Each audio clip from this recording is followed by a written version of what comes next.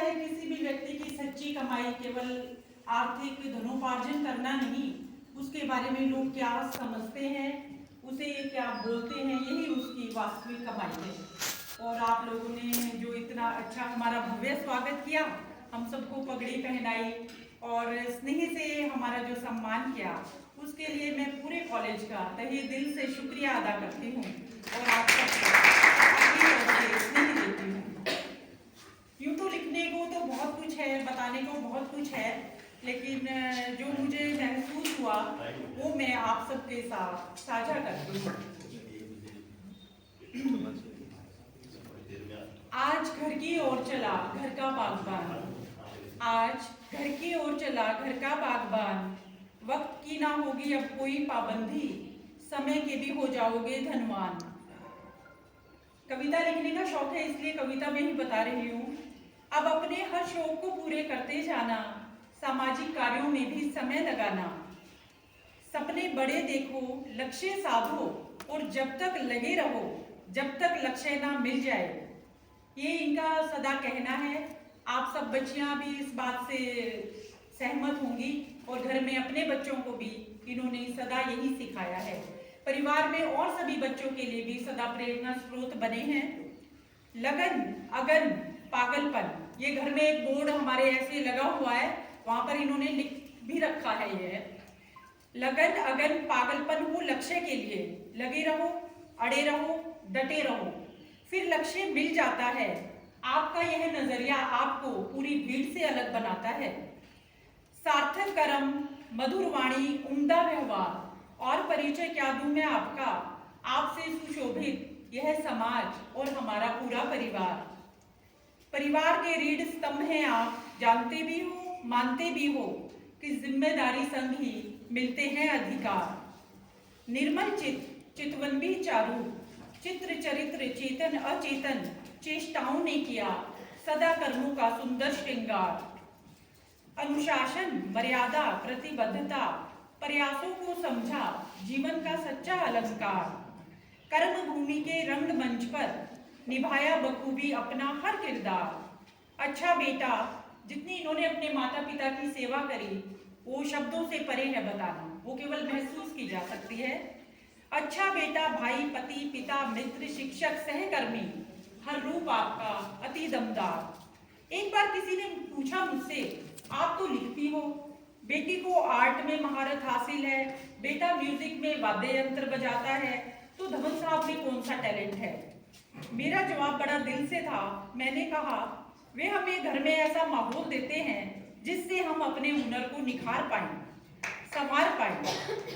इससे बड़ा और क्या टैलेंट होगा? किसी की छिपी हुई प्रतिभा को पहचानना, उसे प्रोत्साहन देना, ये भी तो एक गुण है ना। धवन सर के टैलेंट की बात करूं तो एक पूरी किताब बन जाए, और एक मैंने छोटी सी किताब लिखी भी है, उसमें 60 राइटिंग्स हैं, क्योंकि 60 वर्ष इनके पूरे हो गए सेवा के।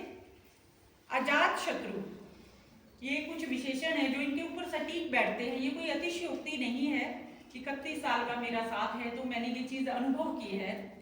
अजात शत्रु, निर्मलचित स्वामी, आधुनिक युग का संत, जग के कीचड़ में खिले जनजात से, गृहस्थ में रहते हुए भी संत से, वैसा ही आचार विचार व्यवहार और कथनी और करने में कोई अंतर नहीं। आज का यह सेवानिवृत्ति का क्षण बहुत अनमोल है हम सब के लिए। एक लंबे कार्यकाल के बाद, और इस कॉलेज में तो तकरीबन 11 साल बिताए हैं, तो आप सबके साथ तो बहुत अच्छा इनका साथ रहा है। तो यह एक सार्थक निचोड़ का क्षण है। जीवन सीधी सड़क नहीं रहा आपका, अनेक मार्ग अवरोधक आए और विषम परिस्थितियां भी आई। संघर्ष तो श्री रामचंद्र जी के जीवन में भी बहुत थे, शिव जी भगवान के जीवन में भी बहुत थे।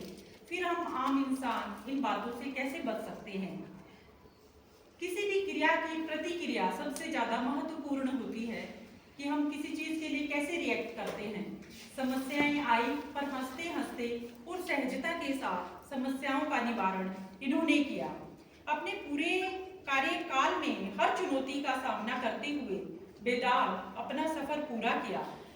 31 जनवरी 1995 हमारी शादी का दिन, और इन पूरे 31 सालों में मैं हूं ना के भाव से लबरेज यह नाता, स्नेही सम्मान और प्रवाह की पगडंडी से होता हुआ निर्बाध गति से बहता रहा। हर धूप छांव सुख दुख में एक छाता बने आप। हमारा पावर हाउस कहूँ, संजीवनी बूटी कहूँ या प्राणवायु कहूँ, सब शब्द आपके ऊपर सार्थक सिद्ध होते हैं। गाजियाबाद डीपीएस स्कूल से आरंभ होकर शिक्षा का सफर राजगढ़ गवर्नमेंट गर्ल्स कॉलेज पर आकर रुका है, परंतु मुझे पूर्ण विश्वास है कि यह सफर रुकेगा नहीं, अभी आगे और बढ़ेगा और जो आयाम होंगे वो विविध आयाम होंगे, अलग होंगे।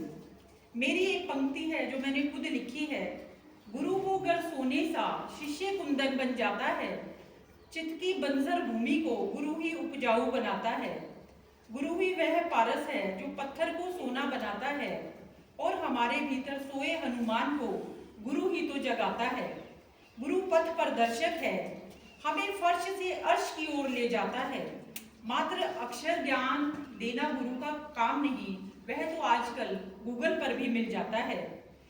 गुरु को अगर रामकृष्ण परमहंस सा तो शिष्य विवेकानंद बन जाता है, और गुरु को अगर नवनीत धवन सा तो मेरी एक छोटी सिस्टर थी जो अब नहीं रही, गुरु को अगर नवनीत धवन सा अंजू कुमार के चित्त में यूपीएससी क्रैक करने का बीज अंकुरित कर जाता है। ग्रामीण परिवेश की बालिकाओं को शिक्षा का महत्व बताता है। रेगिस्तान की बंजर भूमि में शिक्षा के पुष्प खिलाता है। हौले हौले शने शने करके एक दिन ये आ ही जाता है कि व्यक्ति अपने कार्य क्षेत्र से सेवानिवृत्त होकर फिर घर को लौट कर आता है, और ये सफर पूरा करते करते कब इतने साल बीत गए पता ही नहीं चला। और आज आपके सामने है, हम सब इनकी रिटायरमेंट पर इकट्ठे हो रखे हैं। थोड़ा सा और है, ज़्यादा समय नहीं ले रही। ज्वाइनिंग से रिटायरमेंट तक इंसान पल पल बदलता जाता है, जाने कितने ही अनुभवों का तिलक जिंदगी भाल पर लगाता है। कभी खट्टे कभी मीठे अनुभव हर एहसास से गुजरता जाता है। आज कुछ नहीं, बहुत कुछ कहना है मुझे, कहना है आजकल के जमाने में आप जैसा साधु प्रवृत्ति व्यक्ति कहाँ मिल पाता है। बिन शोर किए कर्तव्य कर्म करना, कोई सीखे आपसे, प्रतिभा को प्रोत्साहन देना, प्रेम को चरितार्थ करना, परवाह सम्मान आजादी देना, कोई सीखे आपसे। अनुशासन मर्यादा मेहनत प्रतिबद्धता लगन कॉन्टिन्यूटी, कोई सीखे आपसे। मुझे कहना है कि चांद में भी दाग होता है, पर कोई दाग खोजे तो आपको आप में कहीं नहीं मिलेगा।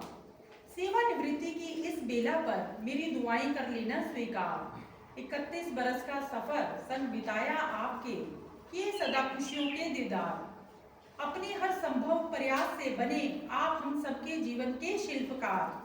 मेरी लेखनी कभी ना चल पाती इतनी गति से, गर भावनात्मक संबल का कंबल ना उड़ाते हर बार। आपके मेरे जीवन में होने से रहूंगी मैं सदा ईश्वर की शुक्रगुजार। शेष जीवन भी अति विशेष हो आपका, खुल जाए आनंद के द्वार। कोई राग नहीं, कोई द्वेष नहीं, कोई कष्ट नहीं, कोई क्लेश नहीं, मन में पनपाना कोई अहंकार। कर्तव्य ने कर्मों से, कर्मों ने ईमानदारी से, ईमानदारी ने विनम्रता से, और विनम्रता ने अनुशासन से, अनुशासन ने लगन से, लगन ने जज्बे से, जज्बे ने मेहनत से, मेहनत ने ज्ञान से, ज्ञान ने मधुर बोली से, और मधुर बोली ने दूरदर्शी सोच से पूछा, कहाँ रहते हो तुम सारे के सारे। एक ही सुर में एक ही स्वर में बोले सारे, और कहाँ डॉक्टर नवनीत धवन के द्वारे। तो आज मैंने भावनाओं को आप सबके साथ रखा, और मुझे लगता है कि यह क्षण था भी। एक्नॉलेजमेंट होना बहुत बड़ी बात है। कोई कुछ करे तो उसकी पहचान करना घर के सदस्यों का भी, समाज के सदस्यों का भी उतना ही दायित्व है। ये हमारे परिवार की भी रीढ़ स्तंभ है, और सबका बिना कहे ये ध्यान रखते हैं, और बहुत सारी बातें तो पता भी नहीं चलती, ये चुपके से कर जाते हैं। तो ये किसी व्यक्तित्व की बहुत खास बात है। आज हम इनको घर लेकर जा रहे हैं, और आप सबने इतना अच्छा स्नेही सहयोग दिया इनको, उन सब के लिए मैं आप सबकी तहे दिल से शुक्रगुजार हूँ। धन्यवाद।